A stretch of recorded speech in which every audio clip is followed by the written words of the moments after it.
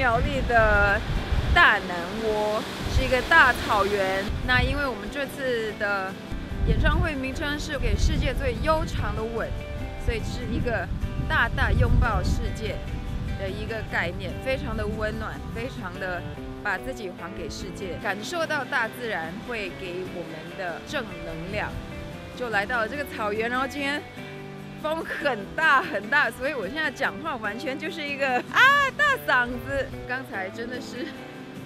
有挑战我的那个平衡感，因为穿着飘逸的衣服，又要在大草原，然后又是有坡度，又穿着高度的靴子，摆很优雅的 pose， 让裙子飘在风里面，然后又要美，又要平衡，头发不能乱，脚要踢得刚刚好，不然会穿帮。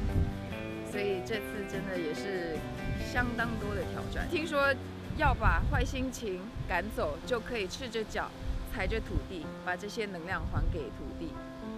所以我现在是在一个舒服的状态下。这么多年以来，我欺骗了大家，其实我是非常矮的一个人，然后现在就是赤着脚踩一下那个草。好，我现在心情很好了，